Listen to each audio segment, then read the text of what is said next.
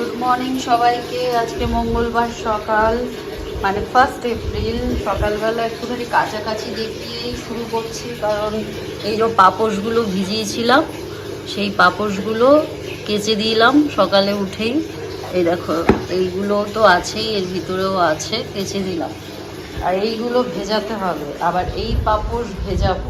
এই পাপোশ আর এর আরেকজন বড় আছে যেটা ব্যালকনিতে আছে, সেটা ভেজাবো। আগের জলটা রয়েছে তার মধ্যে গরম জল দিয়ে ভেজাবো। এই হচ্ছে সকালের আপডেট। মঙ্গলবার সকালবেলা শুধু কাছাকাছি আর ওই জামা কাপড় ভেজানো ওই সবই দেখিয়েছি, কারণ ওই জামা কাপড় ভেজানো আর কাছাকাছি ওইগুলো করলাম, করে মেললাম, তাই স্নান টান করলাম। করে কালকে অনেকটাই রান্না ছিল, তাই দুপুরে তো আর কিছুই করার দরকার পড়েনি। ওই ডাল ভাত তারপরে মাছ এইসব ছিল, ওগুলো খেলাম।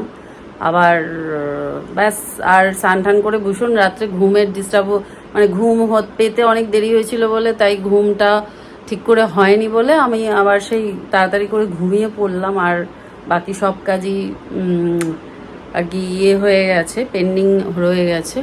তো আমার চুলের খুব অবস্থা খারাপ, দেখতেই পাচ্ছ, বুঝতে পারছো কি না জানি না।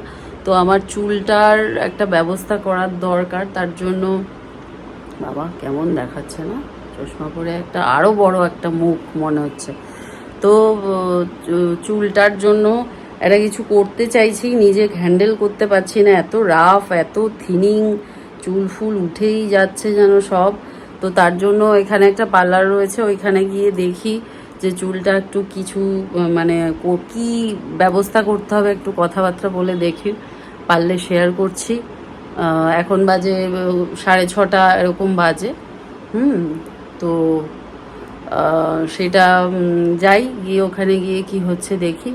তারপর বাড়িতে এসে ভাত বসাতে হবে, ভাত করতে হবে, ডাল আছে আর মাছও রয়েছে।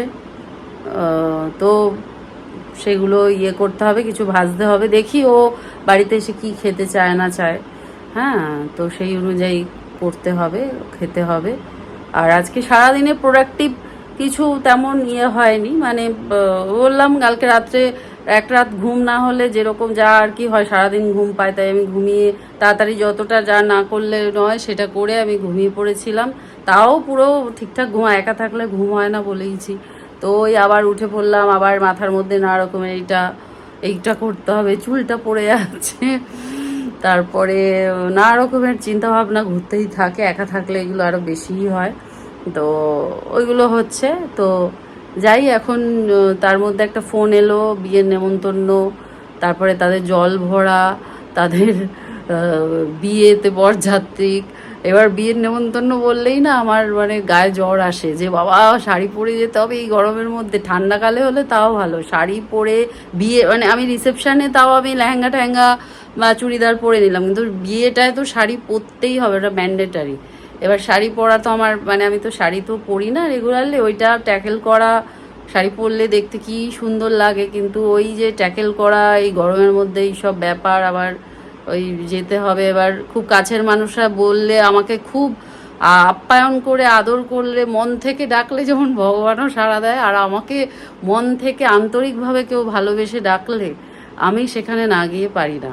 আমি ভালোবাসা, সম্মান, এই দুটো জিনিসকে ভীষণ আগলে রাখতে ভালোবাসি। আর এবং আমার কাছে এলে সেটাকে এরকমভাবে আমি জড়িয়ে ধরি, জাপটে ধরি, যে না, এই জায়গাটা নষ্ট করা যাবে না, কারণ এইসব আজকালকার দিনে খুব বিরল ব্যাপার।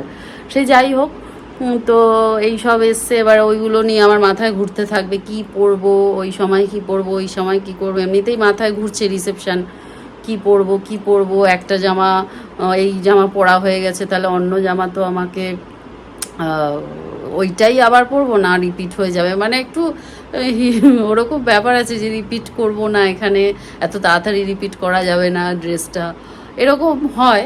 জানি না সবারই, অনেকেরই হয় হয়তো এরকম। আমার সাথে অনেকেই মিল পাবে, মেয়েরা মিল পাবেই, হ্যাঁ, অনেকেই আমার মতো, যে এই ড্রেসটা 2 দিন আগে পরেছে আগের বিয়ে বাড়িতে, তাহলে এই ড্রেসটাই পরা যাবে না, আরেকটা যদি জোগাড় করা যায়, আরেকটা যদি কেনা যায় ভালো হয়।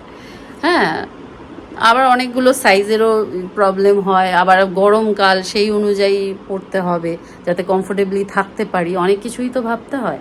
তো দেখো এইটুকু বেরোবো বলতে গিয়ে কত কিছুই বলে ফেললাম। তো আসছি, এখন যাই পার্লারে গিয়ে আবার যেটা যা করছি দেখি দেখানোর চেষ্টা করব। ঠিক আছে। রেজাল্ট के लिए मेन কাজ।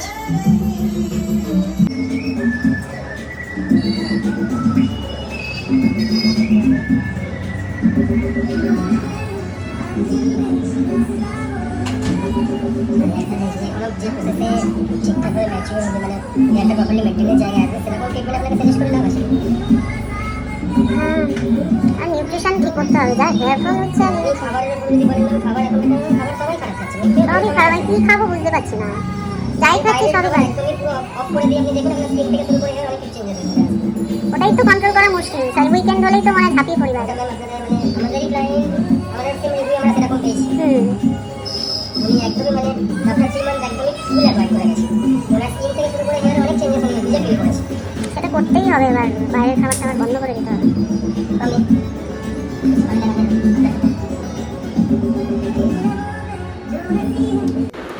অনেক কিছু আলোচনা করার পর দেখলাম যে আমি যেটা অ্যাফোর্ড করতে পারবো তাও দরদাম করে সেটা করতে পারলাম স্পা। তো হেয়ার স্পাটা করে নিলাম, যেটা সব থেকে মিনিমাম, সেটা করে নিয়ে তারপরে হাজব্যান্ড ফোন করলো। আমি বললাম আমি এখানে রয়েছি, ও ওখান দিয়েই যেহেতু যায় তাই জন্য বললো যে ঠিক আছে আমি আসছি। তো আসলো, চলেও যেতে পারতো বাড়িতে, কিন্তু আসলো। এসে এবার এইসব করতে তো একটু টাইম লাগে। আর সে বসে রইলো, বসে রওয়ার পর বললো যে তুমি আমাকে এতক্ষণ ধরে বসিয়ে রাখলে, করে আমাকে ব্লেম করলো। তারপরে যথাযথ মানে বরাবরই ও পরিষ্কার আগে কথা না বলে পরে ব্লেম করে দেয়, তো ব্লেম করে দিল। সেই ব্লেম নিয়ে আমি বাড়িতে গেলাম, রাত্রে রুটি ফুটি খেলাম, শুয়ে পড়লাম। আবার আসবো নতুন একটা ব্লগের সাথে, ততক্ষণ টাটা, বাই, টেক কেয়ার, আর খুব ভালো থেকো, সুস্থ থেকো, বাই। কি তারপর তারপর তুমি আর আমি যেখানেই আমি যাই সেখানেই চলে আসি। তুমি তো বললে এবার দেবী নীলকণ্ঠ চলে এসেছে, আমার হেয়ার ড্রেসিং হয়ে গেছে।